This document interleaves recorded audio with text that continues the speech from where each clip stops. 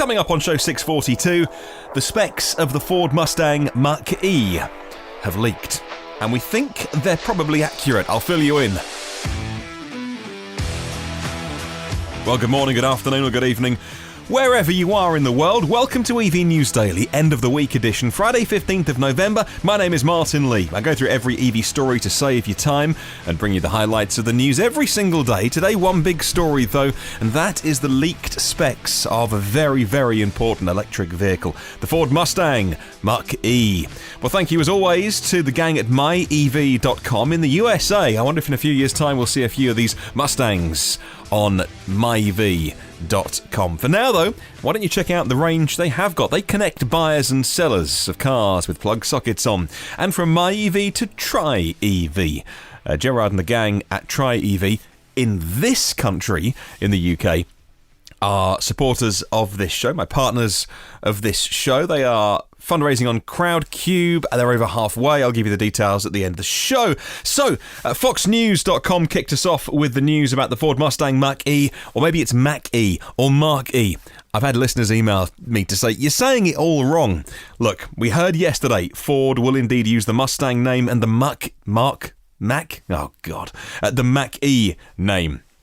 What we didn't expect was 24 hours later, a bit of a fumble at Ford's internet department. They have somewhat spoiled their party on Sunday, the pony party as it was going to be called, because the reservation website for the pure battery electric powered Mustang Mach-E went live for a brief period of time last night, revealing the pricing and the performance details ahead of the scheduled debut in Los Angeles on Sunday, November 17th.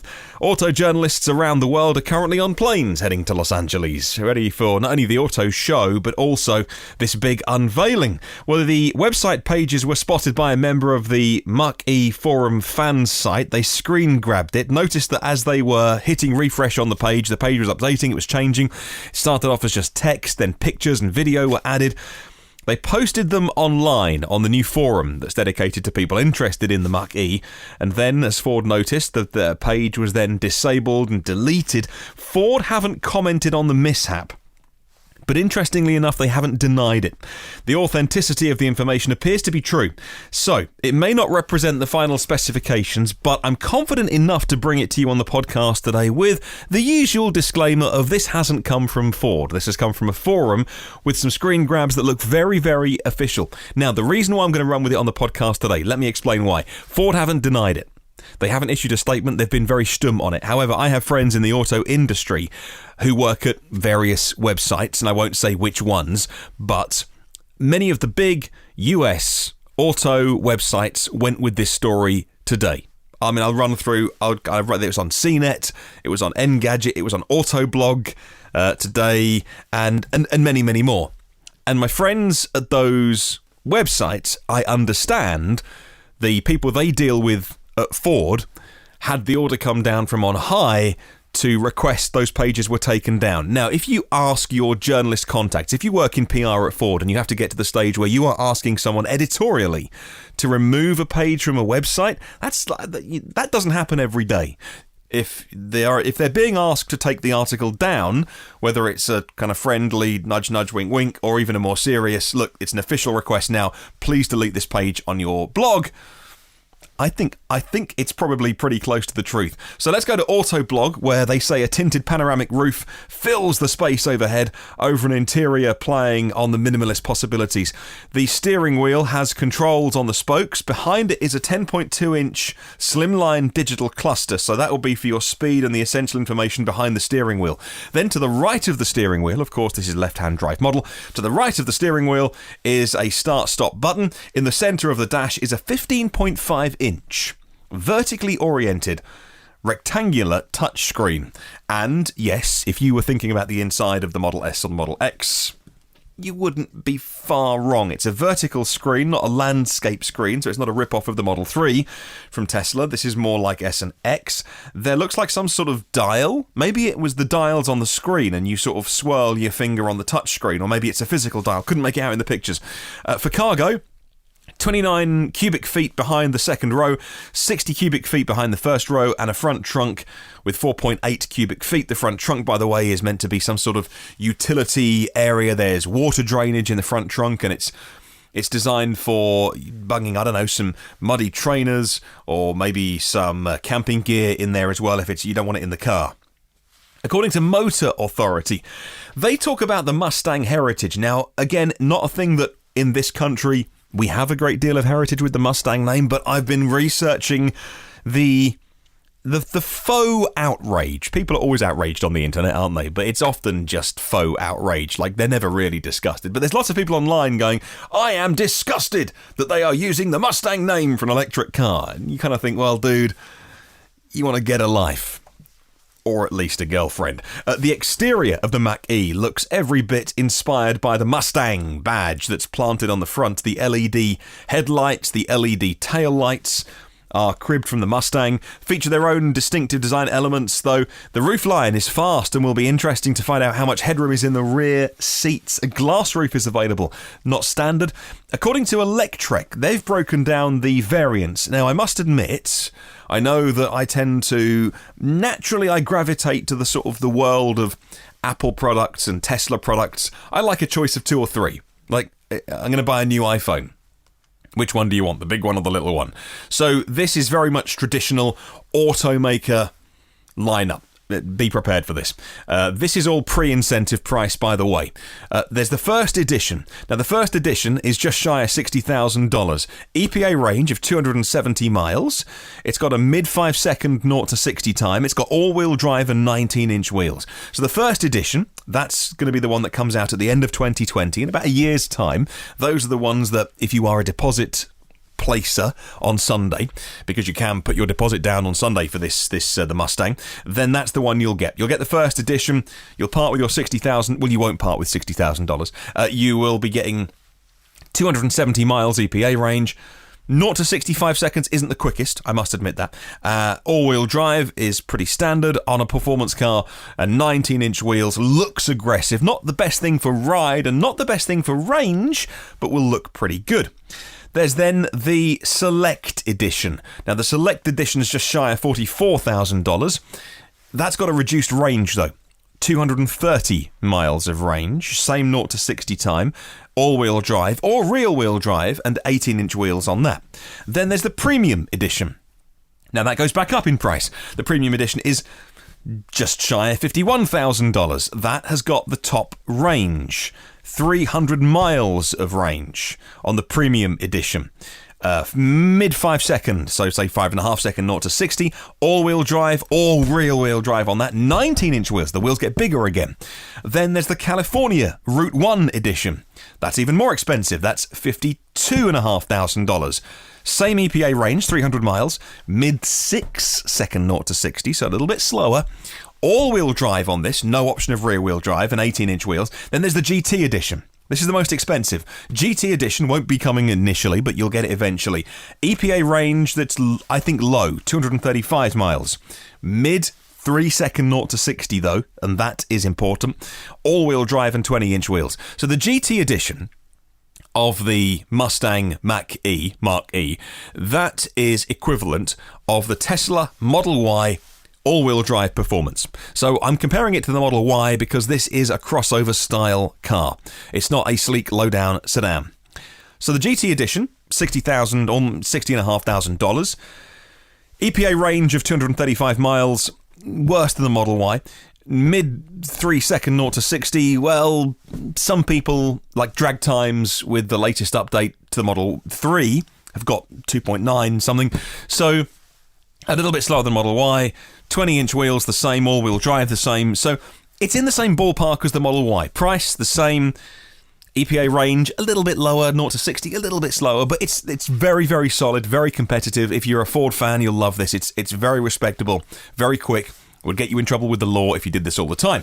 Now, the key thing here, having said all of that, is that what Tesla used to be able to do last year, which they can't do now, take off $7,500 US tax credits. And a reminder, by the way, that's not money off the price, that is money off next year's tax bill if you are qualifying for that. So You've still got to pay for it, but you get the money back eventually. Saying that, how do you think most people will buy the Mustang? Now, we know with Tesla they don't do leasing on the Model 3. People have been organising their own car loans and their own finance. However, Ford is different. Ford has a national US dealer network. And as far as I gather, even in Europe, not in China, even in Europe you can pre-order, reserve the car on Sunday when they unveil it, which is 9:30 p.m. Eastern. Right, the early hours of the morning here. So you have, of all those prices, take off $7,500 effectively for the cash price. But don't you think leasing is going to be the thing here? Because Ford are going to be moving their buyers, their traditional Ford buyers, over to electric power. Ford sell their cars on leases. I'm sure they'll take your cash if you walk in there with some money, but leasing is going to be a very big deal with this. Now that, with the leasing, I'm not sure how that works because, again, I'm in a different country. I don't fully understand it. Do Ford then get the $7,500 incentive in some way? If you are the lease, if you take the lease out, do you then get a cheaper lease because you'd be qualifying? Do they get the money at a manufacturer level? If you can help me understand that, because I can't find it online today, please email me or leave me a comment and fill in the gaps for me. How is it going to be with some autonomous features? In other words, driver assist. Well, all cars will come as standard with Ford's Copilot 360. Copilot 360 2.0, by the way. So, that's very important for keeping up, again, with other car makers, not just Tesla with their autopilot system, but all of them have very, very intelligent now systems for smart cruise control, for all those kind of copilot functions, for easing the burden when you are driving. I mean, even things like Audis these days will raise and lower the air suspension as you approach speed bumps. So all of them are doing very, very funky driver assist things, and Ford need to keep up with that. So it's going to have Copilot as standard. The cheaper specs, and I think I'm getting this right, the cheaper specs won't have the 360-degree cameras or the active park assist, but the more expensive ones will have those. They'll all have things like Ford Pass Connect, new generation Ford Sync, use your phone as a key, the big digital clusters and touchscreens as well. All right, on with the reviews that came out today. According to Roadshow by CNET, even with all the range, charging is always a concern with EVs, and Ford's leak says that the Mach-E will recoup 47 miles of range in 10 minutes. That is a confusing stat, I think, for ICE buyers. They say that 47, because that'll be at peak power, right? That'll be turning up to a charger at low state of charge with a warm battery. 47 miles of range in 10 minutes, I think, paints EVs negatively. If you're an ICE fan, an ICE buyer, you're going to be like, well, I can put 300 miles of range with gas in 5 minutes. Anyway, 47 miles of range in 10 minutes when hooked up to a 150 kilowatt fast charger. This is the trick the Koreans do, by the way. They do it on the Hyundais and the Kias all the time. They say, when connected to a fast charger, it takes this long. You must be very careful not to draw a line between A and B and get to C. So when it says when hooked up to a 150 kilowatt fast charger, that is different to saying the car charges at 150 kilowatts. That could be, well, the car charges at, I don't know, 70, 80, 90, 108, whatever. That could be anywhere between your traditional 50 kilowatt DC fast charger and the new breed of 150s. Okay, so they've said, when you connect it to 150, it'll do this. Doesn't mean it charges that fast. And of course, that's another thing, technology-wise as well. Will it have over-the-air updates? You would think so. All car makers have to do that.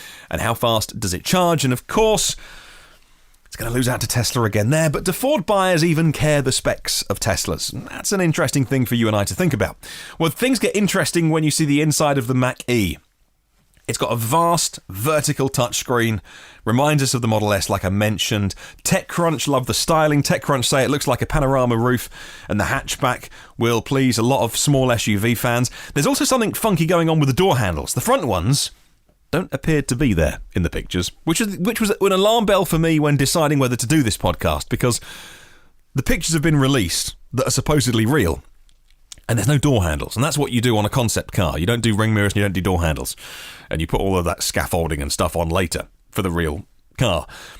Or maybe they're just very, very, very small. Or maybe they appear from somewhere. The rear ones can't see it at all. There's the panoramic sunroof as an option. The interior is very Tesla-inspired-y with the big touchscreen. And it looks like it's fully touch-only. I can't see many other buttons inside it. So from Autocar, they say that Ford announced today that they will take your deposit on Sunday night. And immediately after it's revealed, US and Europe can get it. The first wave of buyers will get the first edition model. Full pricing, still TBC, because you've got to take off some discounts. And of course, then there's the dealers who will sell you the car.